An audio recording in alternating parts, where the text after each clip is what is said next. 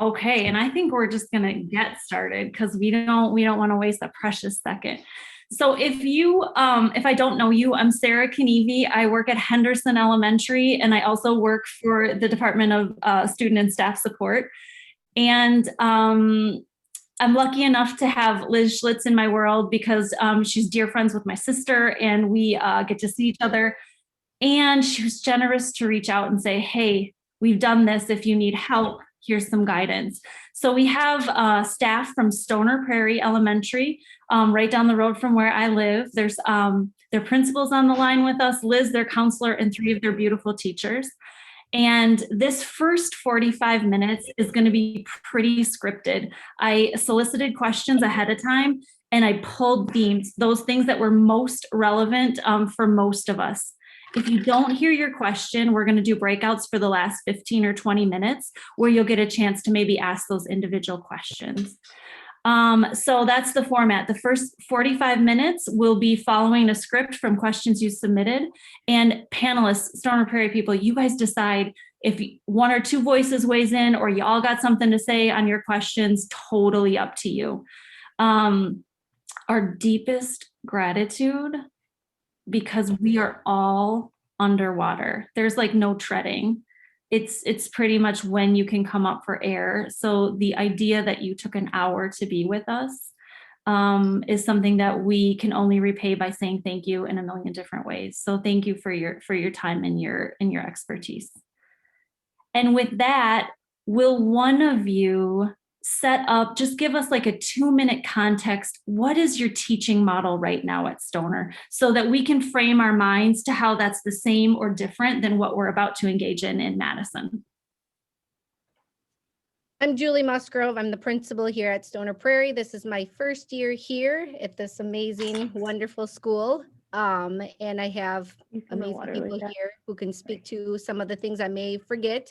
Currently, we started with in-person K-2, and then we had virtual sections. So we had students that were solely virtual, and then our in-person teachers who did half days, Tuesday through Friday. So they had a morning session and then an afternoon session. And then second semester hit and we had to revamp. And we are currently doing what's called concurrent. And so we have cohorts, we have our wild days, which are Tuesdays and Wednesdays. So we have one set, half of our students on that day. And then on Thursdays and Fridays is our cats. So they're in 2 different cohorts, but those students who are at home on the opposite days are learning concurrently live with the classmates that are in person. So our teachers are teaching both to in-person and our virtual students at the same time. We do have a section of virtual only. That is 1 section in each grade level. We had enough students that we were able to provide a virtual only section for our families who really did not want to participate in the concurrent model. So that's kind of what our world's been. We did dabble with concurrent before it became second semester out of need. We had some students who were quarantined. We had some families who were really struggling with the high numbers that were occurring in October and November, where they chose to finish the semester virtually. So ultimately, we did not want to place them with a virtual only teacher at the time because they were with these students for as the whole semester. So they ended up learning concurrently 1 or 2 students in many of the sections, but it was really out of need is how we started the concurrent, and now concurrent is K-12. Thank you. It also demonstrates for us a little bit of nuance related to your model and some pacing, that your teachers didn't start coming back in person and concurrent teaching at exactly the same moment, which is something MMSD we're thinking about because we're going to jump in feet first. Okay, this is for the panel. I cannot wait. This is one of my favorite questions. Rewind yourself back to August. What would have been helpful to know before returning back in person that nobody told you? So what would have been helpful to know before returning in person that nobody told you? And any one of you, take it away. I'm going to go ahead and start, if that's all right. For me, it was the time difference in what can happen virtually and what can happen in person. And so it just so your sense of time is completely thrown off, and a lesson that you thought, and you all experienced that virtually, taking, you know, a lesson you did in person and doing it virtually is completely different. But I think the one thing I wish I had prepared for is the amount of wait time, the physical wait time. When students enter the building, they're standing in a line 6 feet apart and we're waiting.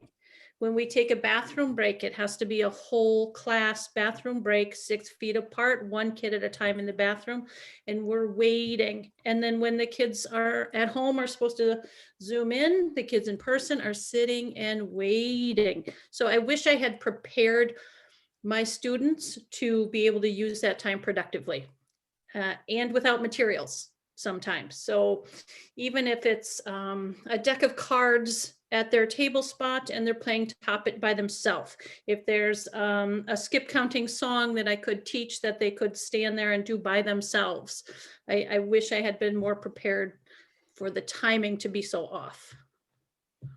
That's beautiful, Teresa, and gives us just a foreshadow. This will not be a speedy process, everybody. What else, panelists? What do you wish someone would have told you? Mine's a bit different, but just the thought that kids will be coming to you having lived it for a long time. Like, I was surprised at how well they wore their masks. It's never been an issue. It's maybe a reminder to cover the nose, but for me, they've been wearing it well. It's almost like they, I don't know, they already had a lot of background knowledge about living in this world before coming to us. So I guess I was pleasantly surprised at how smoothly the transition went. And anything that we've asked them to do, they don't see as strange. They just know it's just part of our current situation and world. So just to be reminded of that, to maybe settle your hearts and minds a little bit, that they have been living it, and it will show. And I could piggyback off of what Teresa said in the sense of, with the concurrent model, there is a little less flexibility in your day as well. Like, for example, coming back from related arts, I know I've got to zip them on back because we're going to be on Zoom in 5 minutes with the rest of my class.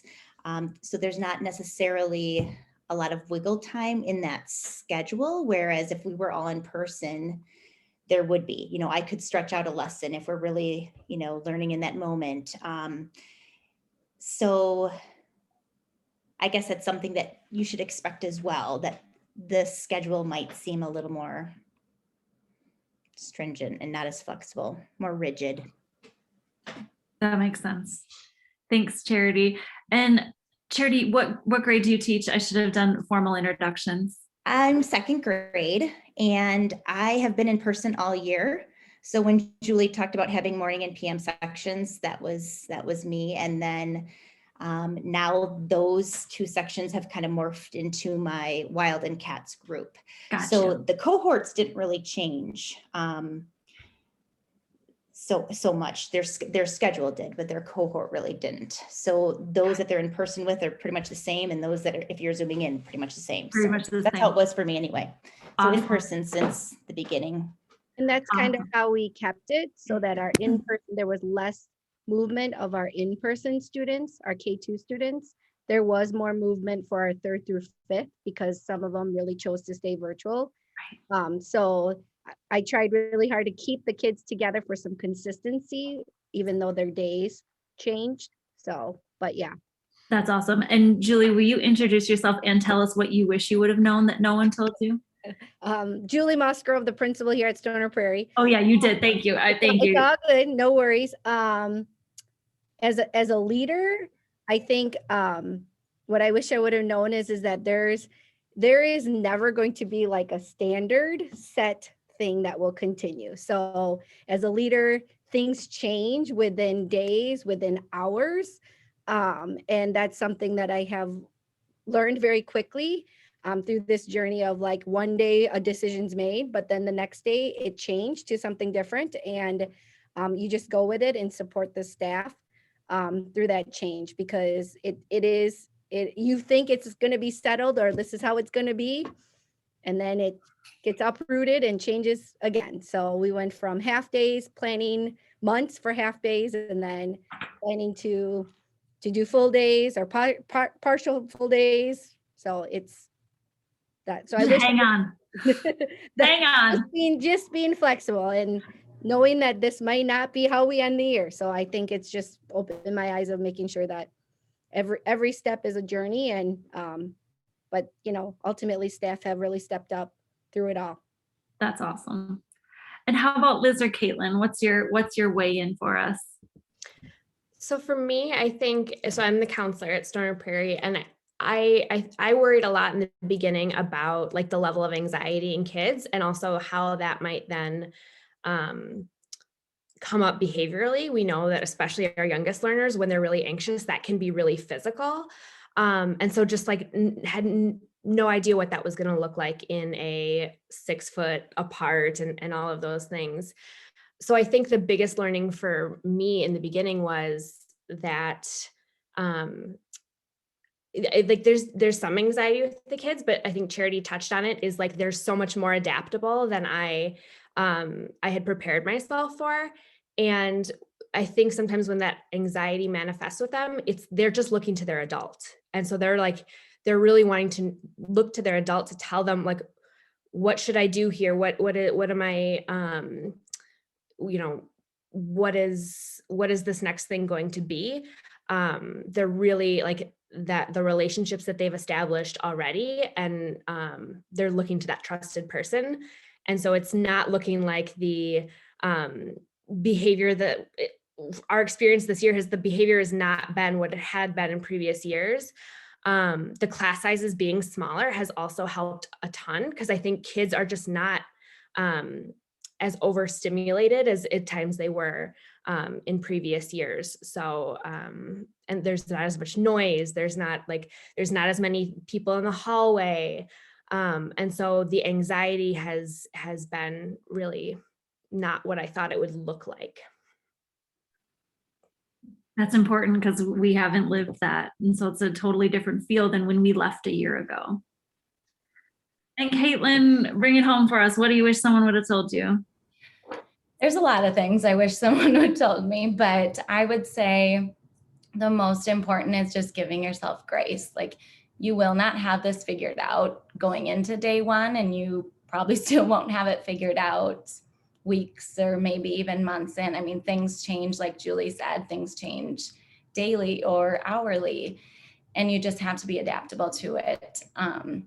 I read a quote by a superintendent in, I think it was upstate New York, and she said, you just have to, and probably a lot of you have read this too, greet the kids where they are and not where they should be. And this year is unlike any other. Next year will probably be unlike any other too. But the kids aren't broken and they don't need to be fixed. They just need you to love them and keep them safe, and, teach them the resilience that they've already shown. Like a lot of us have already said, they come in exceeding our expectations. Like the masks don't seem to be an issue. The behaviors aren't there. They just want to be loved and they want to see you. And it wasn't, the worksheets and the reading groups and all that they missed. It was the interaction. So even if your technology is not there, even if your plans don't feel rock solid, as long as you're there and you're showing that you care about them, that's what's important.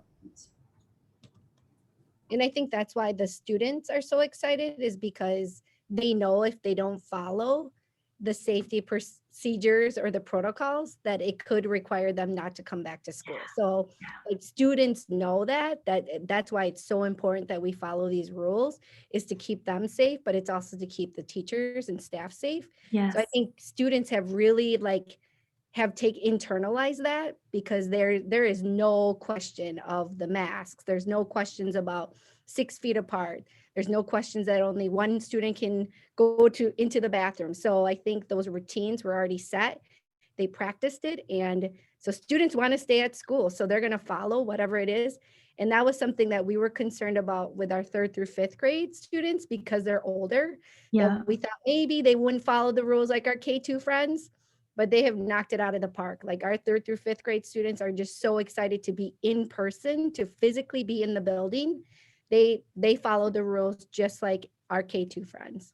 That's awesome. You're actually transitioning beautifully to this next question. It's related to safety. And we'll just open this up to anyone. You can all answer, or if someone's already said what you needed to say, we'll just go on to the next question. So what's essential for us to know about safety? You've kind of brought some of that up, of keeping yourself and others safe. And then what are some strategies for your youngest in particular, K's in particular, for maintaining distance with others and staff? And Teresa, when you weigh in, will you tell us what grade you teach? Sure, I teach 1st grade this year. I'm a pandemic 1st grade teacher, not necessarily by trade, but safety is something that was so huge in my head that has turned out to be so minor in what I do every day. I started volunteering to teach summer school. And I walked into that first meeting and a teacher and I said, my God, what are we doing? This is frankly, this is stupid. We shouldn't be here. It's not safe. I don't feel good. The anxiety was through the roof. And we got through that first meeting and then we did summer school. And I taught all of mine pretty much outside. And that brought my anxiety down a little bit. And then I volunteered to teach in person in September. And I thought again, good Lord, what am I doing? And at first we would hear gossip, okay? So-and-so had a case in her class. Oh my God, did she have a case in her class? I heard someone's positive. Was someone positive? Oh my God, I don't know if someone's positive. And all of this stuff has just gotten to be nothing. I had put my money on 3 weeks. We'll be in person 3 weeks, and I'm sure numbers are going through the roof, and we are all out of here. And we celebrated 100 days in school last year. And I have tiny class sizes, but I've had 2 kids quarantine in all of that time. I've had no positive cases. We've had no student to staff transmission. We're following the rules, but it comes down to just when you're not sure, can I hand this item to this student? Is this following protocol? I sanitize, they sanitize, the object gets passed. We're all still here and we're all still safe. So that's just my personal experience with it. I thought health and safety was just going to be the biggest thing, and it's just such a tiny part right now. Everybody masks up. Are they 6 feet apart all the time, 100% of the time? Nope. Not going to lie about that. Nope. On the playground, they're getting closer, and all we do is remind 6 feet, friends, 6 feet. They're outside, they're in the air, and it hasn't been an issue. Awesome. Thank you for weighing in. Other thoughts on safety and keeping our littles as socially distanced as possible? They fly, they show them different visuals. So ultimately they're superheroes walking down, so their hands are out. Teachers cue them. Ultimately a lot of repetition, a lot of practicing, reminders, and the teachers are really good about just reminding students in the beginning of the day. It's just become part of the routine of how we walk in the hall.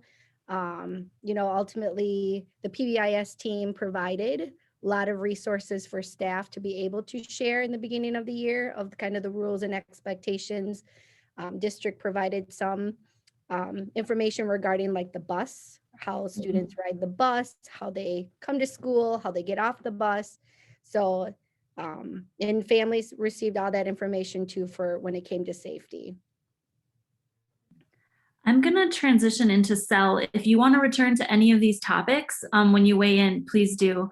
When you think about social emotional impact, what social emotional impact have you noticed in kids and adults in dealing with the pandemic? What have you noticed, either staff or students coming back to you, and then how have you helped them transition back? So we'll collapse those 2 questions. What have you noticed in terms of how kiddos and staff are showing up, and what has helped transition them back? And for some of you, this is rewinding all the way back to August.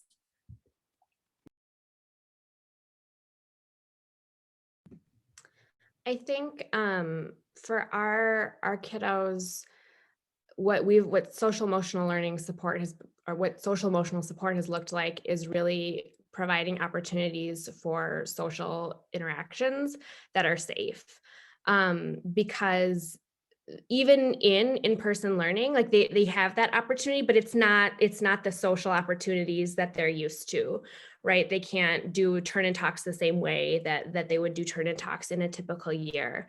And so when we're thinking of, so we've done some opportunities to have some social interactions, um, just outside of the classroom. Some student services has worked with that. And then again, like working this semester, finding those virtual times where they can kind of just be more themselves. There isn't the mask in front of the face. So still using our virtual spaces to do some of that social stuff, where it feels a little bit more natural, because even though it's through a computer, but they don't have to worry about the distancing. So providing social emotional support in that way of just like the social connection, like that's what our kids have really, really missed. And then like opportunities to build the community. That's something that has really been hard for us this year, is to not be able to gather. We can't do our community gatherings like we used to. And so doing daily announcements where we showcase kids' work and have kids featured so that they can see each other on a screen to kind of have that social connection, and across grade levels too. So the school can feel kind of small when you're just in your classroom. Our kids do go to their related arts classrooms, so that's a little different, I think, than MMSD is going to do, but can feel really small. So we wanted to expand that so that they can really feel like we're still a community, and that your friends are still there. And so to provide those opportunities in conjunction with the in-person. That makes a ton of sense, and some good examples and suggestions. Other thoughts on social emotional impact and how you've helped adults and kids transition, whether that's a family member, a colleague, or a student? I think, ultimately validating their feelings, they're real, and having space to be able to talk through it, whether it's students, whether it's staff, whether it's families who may be having a level of anxiety of sending their students in person. So I think that's really been the biggest part, is validating that those feelings are real. But ultimately we'll work together on how to work through the process. I know that staff, especially our 3rd through 5th grade staff, coming back in person, it was a huge shift, right? They've been gone for, ultimately been teaching virtual for as long, almost a year, and now being thrown in person, and all of the colleagues that have been doing it every day since the beginning of the year, this was an easy transition for them. But it's like they were reliving kind of what our August days was. So being able to use the current staff to support our 3rd through 5th grade staff really helped that transition of, it's okay, take a deep breath, we've got grace. I think that is a key word that Caitlin talked about, is giving yourselves grace. It's not going to go as what you had planned, and that's okay. And validating that with students is like, this may not go the way we planned, but we'll come back to the table and we'll try something different, because that didn't go the way I thought it was going to go. And it's so good for kids to see that resilience in the staff, of that it's okay, and that we're learning and growing together through this process. Absolutely. Other thoughts from our teachers? And add this question. This comes up so much no matter what setting I'm in. How do you foster community both for your kids on Zoom and your kids in the classroom? Like, just tell us what that actually looks like. What does that feel like to build and make help kids feel engaged, whether you're through the computer screen or sitting in front of you? So for me, I think I teach kindergarten, by the way. So it's definitely been, sometimes I wonder if it's a bigger adjustment for me than them. I mean, this is their first experience really in school. So it's kind of all they know. And that might be why they're doing so well with it. They don't have years to compare it to. This is their normal, really. And so morning meeting is huge for us. Like we spend a long time on morning meeting just because that's the time we start our day with it and they love it. And that's when we can all interact, whether they're in school or if they're on Zoom, they're all participating and they're all part of the conversation and the activities.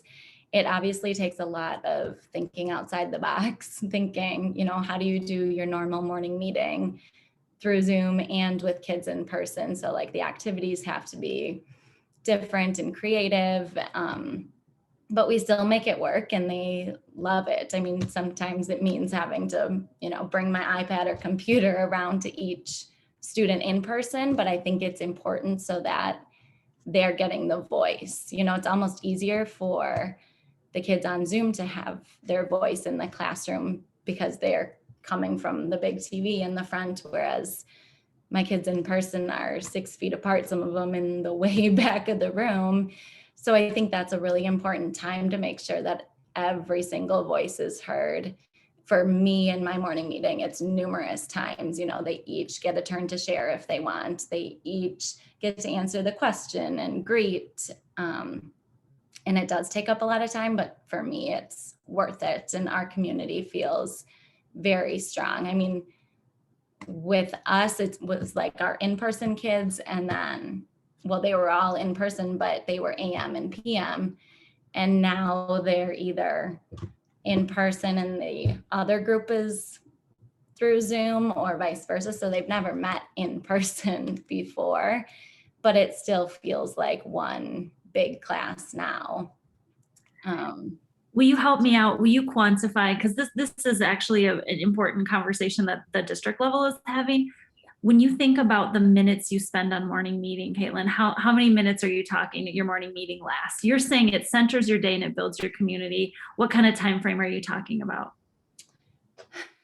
I give it, I mean, up to half an hour. Mhm. Honestly, we start, you know, and that's the thing with the concurrent is it can feel so strict because you're like, I'm on Zoom here, I have this other Zoom time coming up. And so I've adjusted it as we've gone and I've pushed some things back so that we had that time. Yeah, that makes sense to me. So yeah, they get on at 7:50 and typically I would say we're done about 8. I aim to be done at 8:15. Yep. But I gave myself some flexibility on the other end in case it runs longer because I do feel like that's important.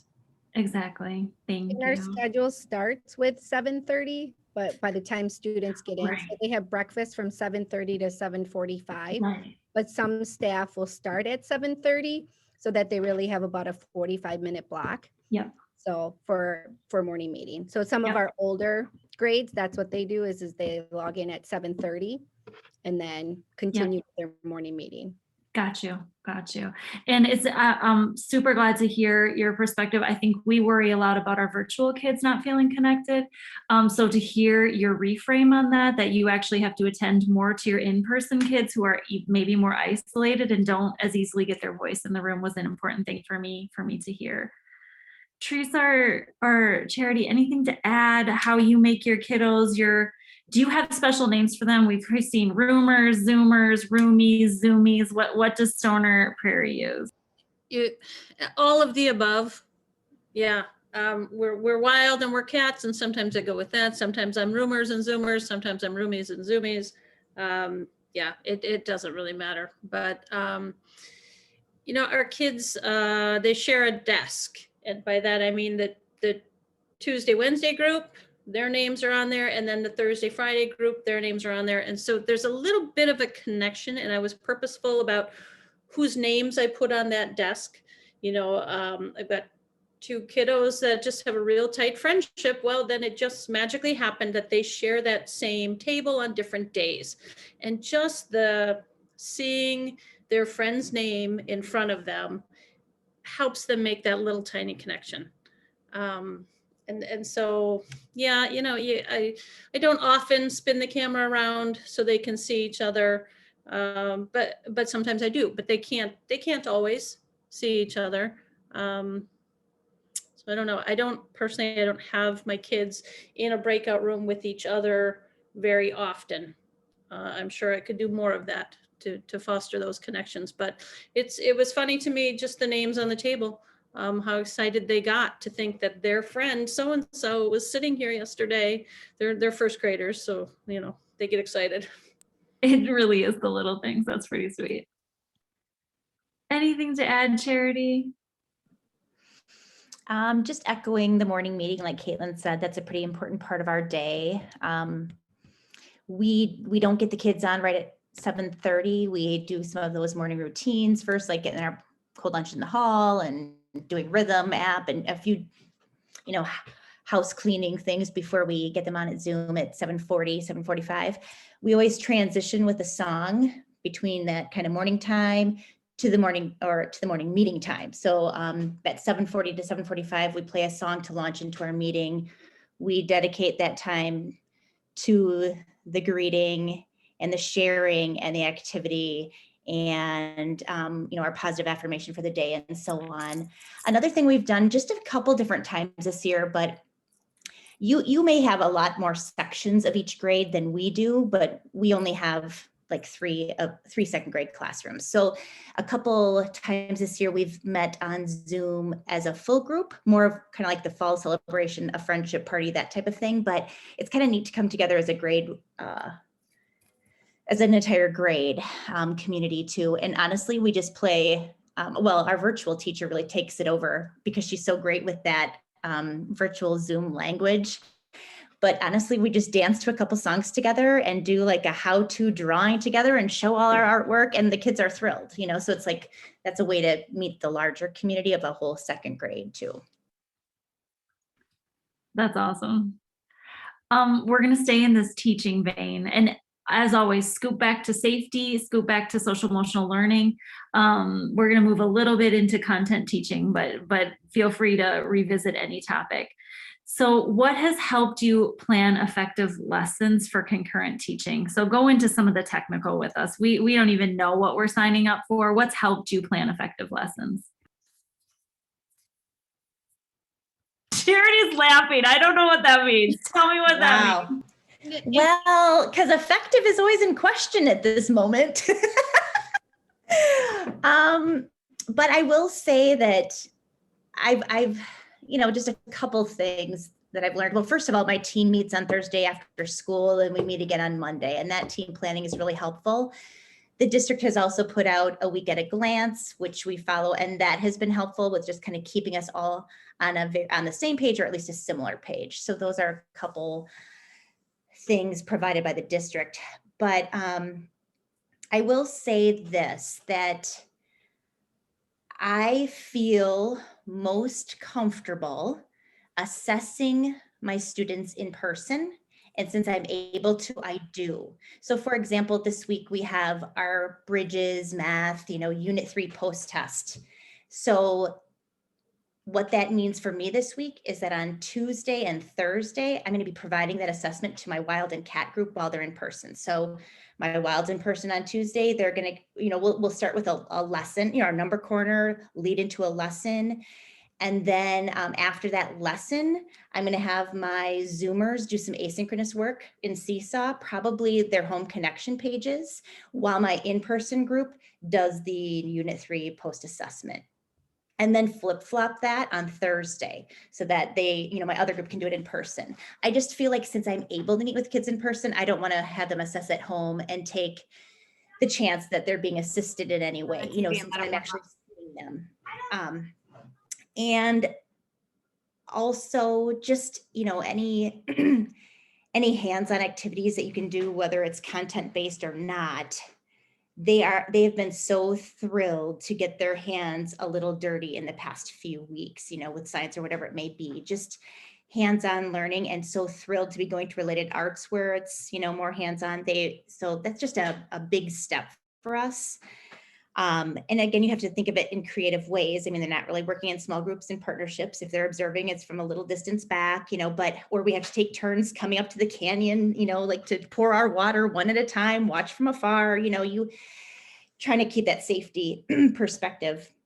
But the fact that they're actually touching and doing has been a really nice transition as of late. More of that. I will say, as far as lesson planning, it's a lot more work. Doing concurrent hybrid is a lot more work because you do have to plan an in-person.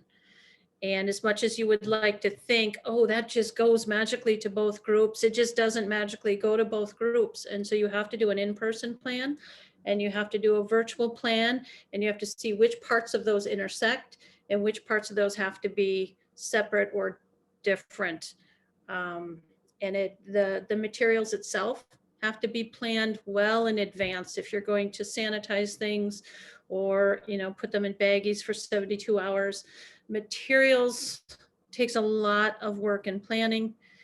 And then materials going back and forth from home to school. We have some math workbooks that kids have to take home, have to bring back. You darn well know no kid is going to bring it back 100% of the time. So you've got to have extra copies at school, and then you better have some digital copies because somebody forgot to take it home. And so the amount of planning is a lot more.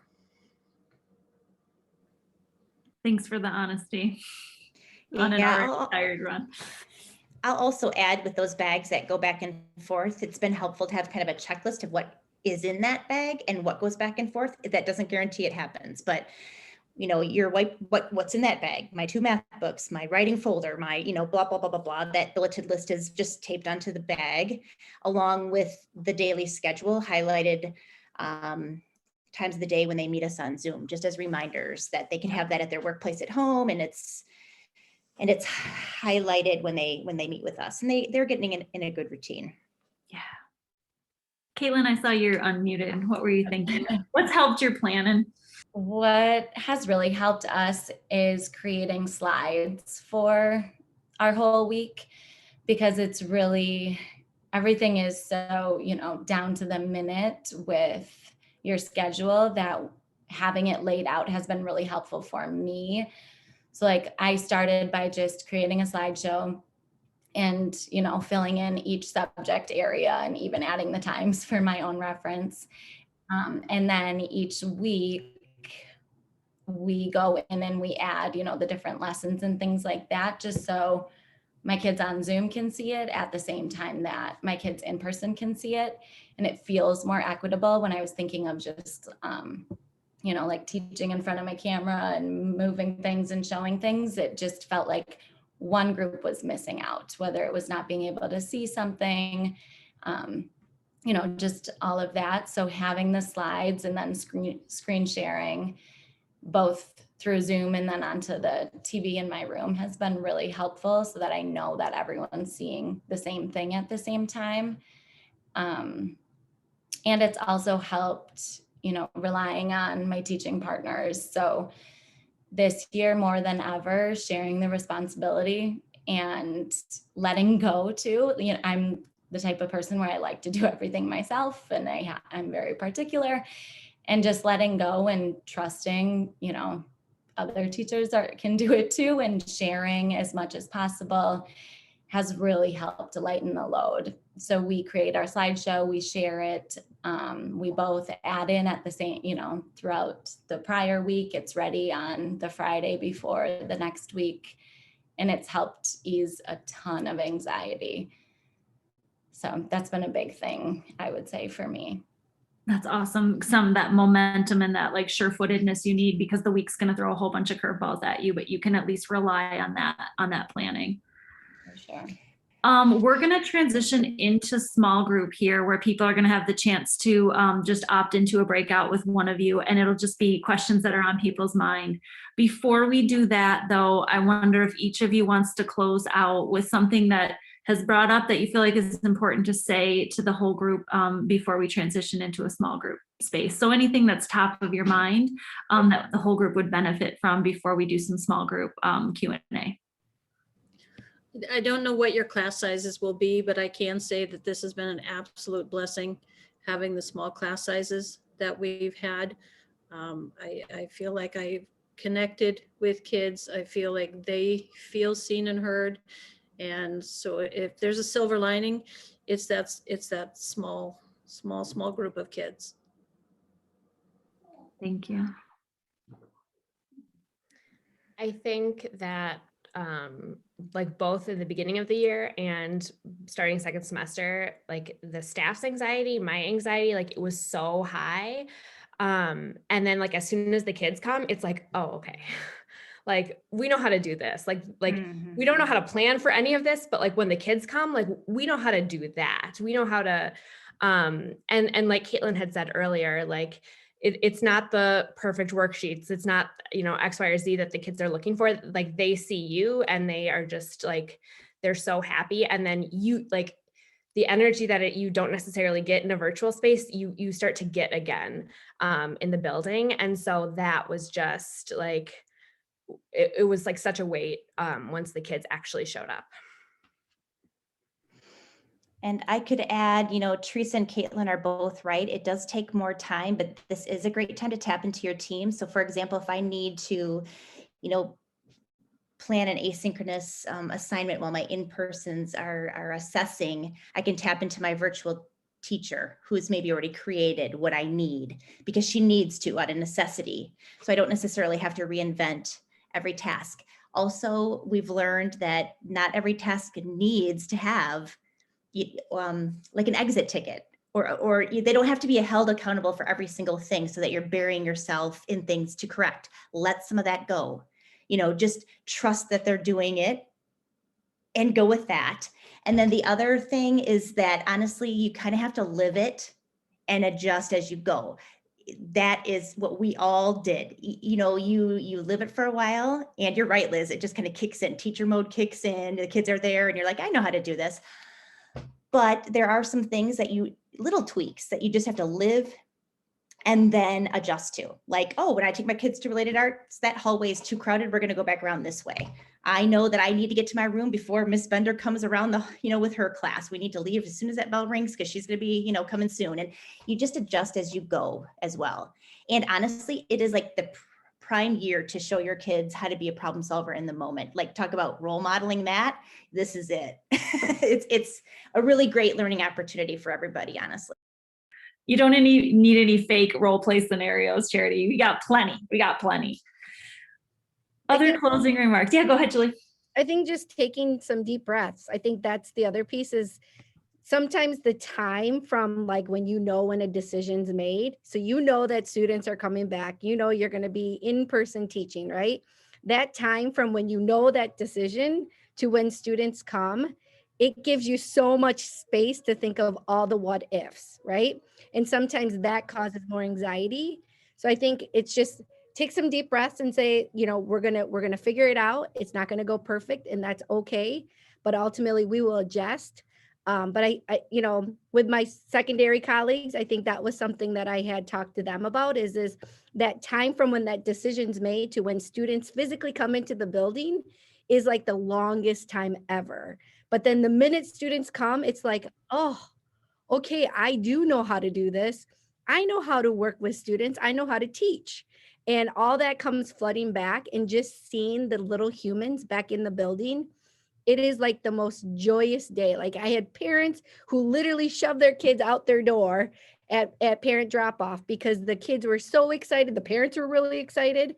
So all of that, it will come back. It's just that the anticipation and the waiting and all the what ifs. So I think that's a lot of the staff had all those what ifs. And I think once they saw the little humans, they were like, oh, we got this. It's all good. So just remember that. I know it's easier said than done when you're in the moment trying to plan and wrap your head around what this is going to look like for yourselves. But if you would ask staff now that we are starting week 5 into the second semester, they would tell you by the end of the day, they were like, oh, this is not as bad as I thought it was going to be. Did I get around to everybody? Did I hear everyone's voice? I would just echo exactly what Julie said. The anticipation was the absolute worst. It's just, you really can't figure it out until you live it. That's reassuring. We just had to do it. You just had to jump in. I think what we're going to do from here is there are breakouts. It does not have your name by it because we didn't know how quickly people would match. Oh, that's Liz. She's the counselor. It has counselor. So everybody's going to go to their breakout spaces. We're going to spend about 15 minutes here. We'll come back. We'll pull you back at 3:28 to say thank you and send everybody off. Jamie, you've got breakouts ready for us. You will self-assign. So you're going to see principal, counselor, K1, 2, or yeah, K1, 2. And just pick which breakout you want to head to.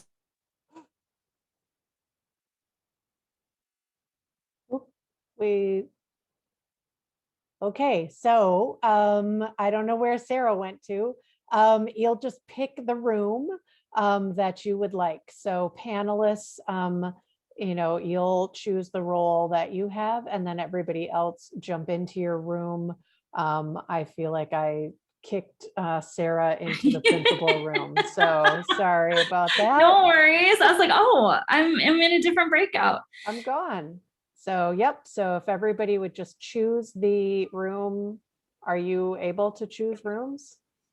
Not able to choose rooms. Jamie, send host back over to me. This happened to me once in a different training. Send host back over to me. I'm going to try one thing. Okay.